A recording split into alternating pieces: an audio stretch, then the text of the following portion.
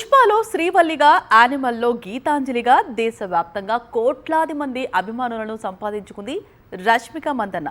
కానీ ఇప్పుడు రష్మిక టార్గెట్ కేవలం స్టార్ హీరోయిన్గా కొనసాగడం మాత్రమే కాదు, కమర్షియల్ సినిమాలతో స్టార్డమ్ అందుకున్న ఈ బ్యూటీ ఇప్పుడు నటిగా తన సామర్థ్యాన్ని నిరూపించే పాత్రల కోసం వెతుకుతోందట. అందుకే భారత సంగీత ప్రపంచంలో లెజెండ్గా నిలిచిన ఎంఎస్ సుబ్బలక్ష్మి బయోపిక్లో నటించేందుకు ఆసక్తి చూపిస్తోందనే వార్తలు సినీ వర్గాల్లో హాట్ టాపిక్గా మారాయి. అసలు రష్మిక ఎందుకు బయోపిక్స్ వైపు చూస్తోంది?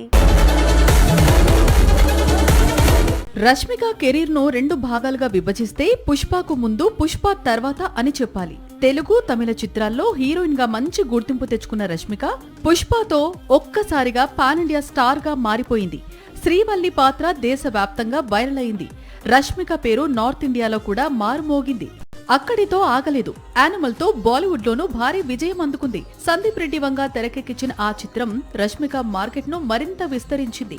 ఇప్పుడు ఆమె చేతిలో ఉన్న ప్రతి సినిమా పాన్ ఇండియా ప్రాజెక్టే. కానీ స్టార్డమ్ ఎంత పెరిగితే అంతకంటే ఎక్కువగా నటిగా నిరూపించుకోవాలనే ఒత్తిడి కూడా పెరుగుతుంది.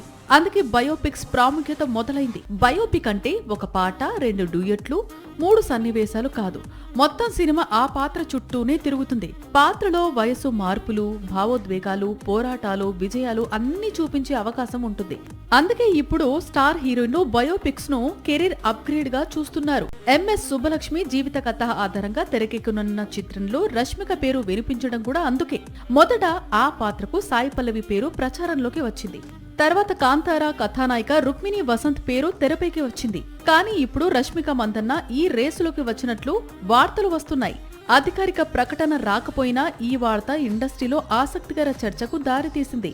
ఎందుకంటే ఇది సాధారణ పాత్ర కాదు. నేషనల్ క్రష్ గా మొదలైన ప్రయాణం ఇప్పుడు నేషనల్ పర్ఫార్మర్ గా మారే దిశగా సాగుతోందా? ఇదే ఇప్పుడు పాన్ ఇండియా వైడ్ గా హాట్ టాపిక్ గా మారింది. సాక్షి టీవీ ప్రసారాలను నిలిపివేయటం చట్టరీత్యా నేరం.